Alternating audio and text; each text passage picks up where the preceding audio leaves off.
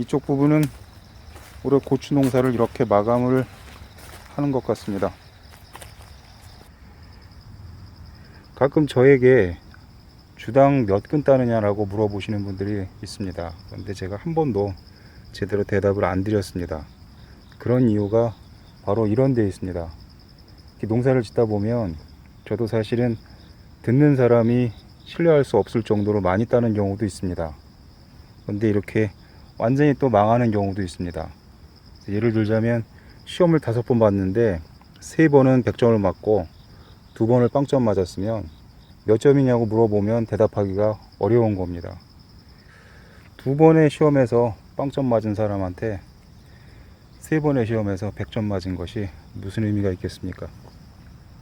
그와 같이 이렇게 고추 농사를 짓다 보면 올해는 뭐 그런 경우에 해당되지 않는다고 볼 수도 있긴 한데 완전히 망하는 경우도 여러 번 있습니다.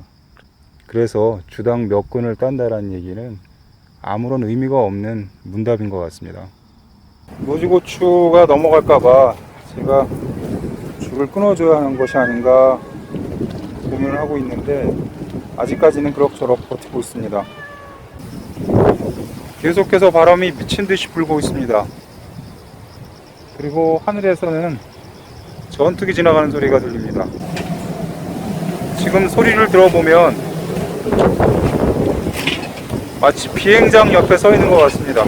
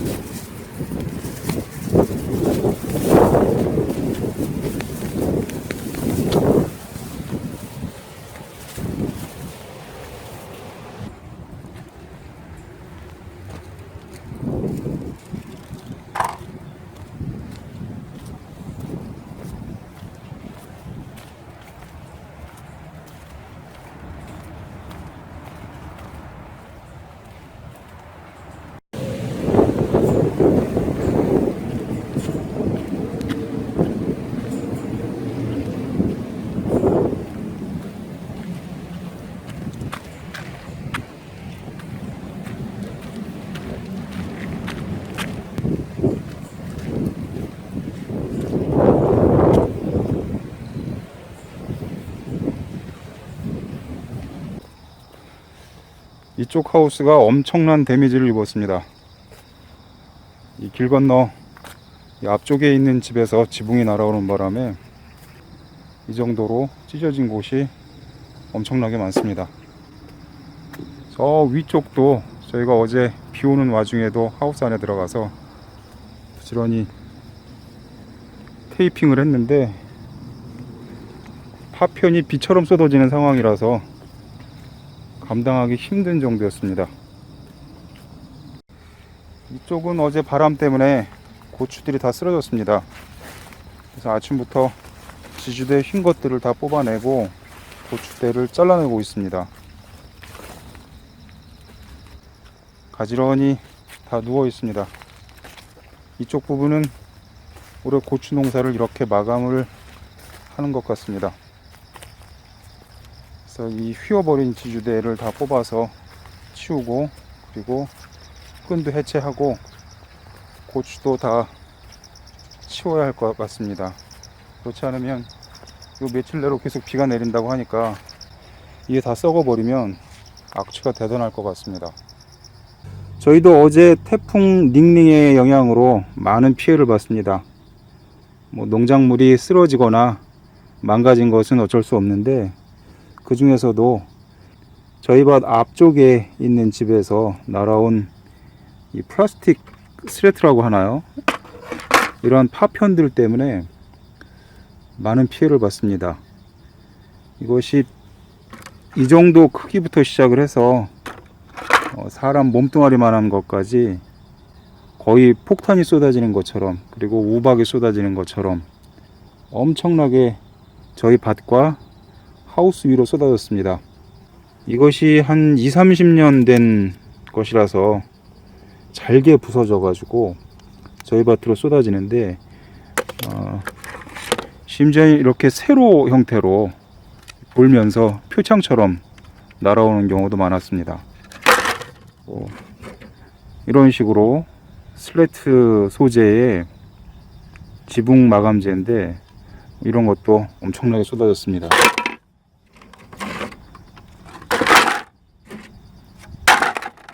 이미 저희가 대부분 치우기도 했는데, 이렇게 많은 양의 이 플라스틱 지붕 마감재가 거의 하루 종일 저희 밭으로 쏟아진 것 같습니다. 이 정도 크기도 있고, 그리고 지금 보시는 것처럼 이것보다 훨씬 작은 아주 미세한 크기도 많이 쏟아져 내렸습니다. 그래서 아마도 이거를 저희가 아주 오랜 시간 동안 밭에서 계속 치워내야 될 것 같습니다. 저희 밭 남쪽에 집이 하나 있는데, 그쪽 집에 사람이 사는 곳이 있고, 과거에 우사로 쓰이던 곳이 있었는데, 그 우사로 쓰이던 곳 지붕 위하고 사람이 살고 있는 부분의 일부분이 이 소재로 마감이 되어 있는데, 이것이 해마다 태풍이 불 때마다 저희 밭 쪽으로 흉기처럼 날아옵니다. 단순히 이런 형태로만 날아오는 것이 아니라 여기에 못이 박혀 있는 형태로 저희 밭으로 날아오기 때문에, 어제도 제가 낮에 그쪽을 쳐다보고 있다가 못이 박힌 것이 제 얼굴 쪽으로 이렇게 세로로 날아오는 바람에 생명의 위협을 느낀 적도 있습니다. 저희는 하우스를 몇 동 가지고 있는데, 이 하우스라는 것이 비닐에 조그마한 흠집이 생기게 되면 그쪽으로 공기가 유입돼서 전체적인 내부 공기가 팽창하는 바람에 하우스가 떠오르기도 하고, 그리고 전체적인 파이프 프레임이 망가지기도 합니다. 그래서 가해를 하는 입장에서는 작은 구멍이라고 생각을 하지만, 저희 입장에서는 그 몇 개의 구멍 때문에 하우스 전체가 주저앉을 수도 있어서 많은 긴장을 하고 있었습니다. 그런데 어제는 저희 하우스에 이러한 파편들이 날아와서 만든 구멍이 셀 수도 없이 많습니다. 그래도 다행스럽게 하우스가 무너지진 않았는데, 올해 농사를 마치게 되면 모든 하우스의 비닐을 전부 다 교체해야 합니다. 근데 그 원인이 바로 이 플라스틱 지붕 소재 때문입니다. 이것이 저희 하우스뿐만 아니라 저희 하우스를 넘어서 멀리까지 전체적으로 벌판에 퍼지는 바람에 거의 초토화된 상태입니다.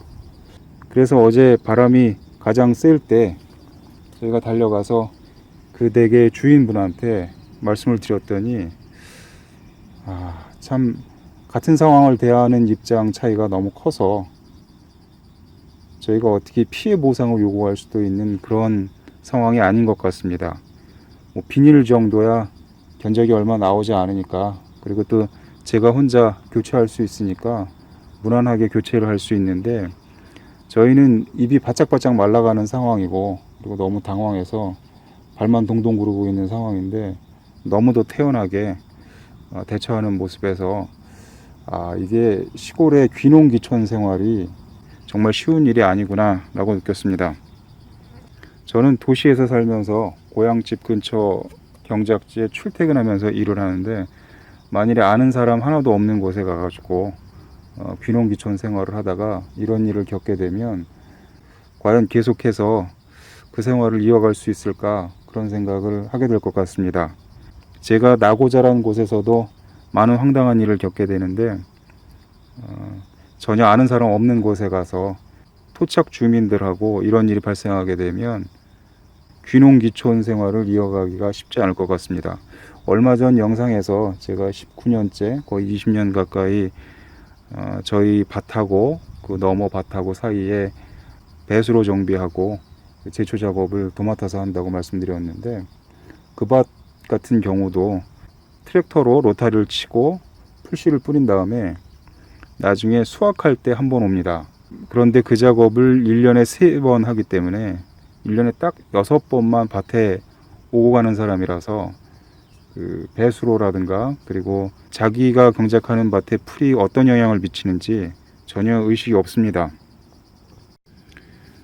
그런데 어제 제가 어떤 일이 있었다, 뭐 무슨 말이 오갔다 이런 얘기를 공개적으로 하기는 적절치 않은 것 같고, 물론 태풍이 가장 큰 원인이겠습니다만은 자기 집 시설물로 인해서 본의 아니게 다른 사람에게 피해를 끼치게 되면 태풍 불고 위험한데 뭐하러 나왔느냐, 이런 식으로 대응하지 않았으면 좋겠습니다. 그리고 자기네 집은 아무 피해가 없어서 정말 다행이다, 이런 얘기부터 말을 시작하는 것이 얼마나 상대편에게 기분 나쁘게 받아들이는지 그런 것도 좀 감안할 수 있었으면 좋겠습니다. 그리고 제가 피해를 가장 크게 받은 하우스가 2년 반 됐습니다.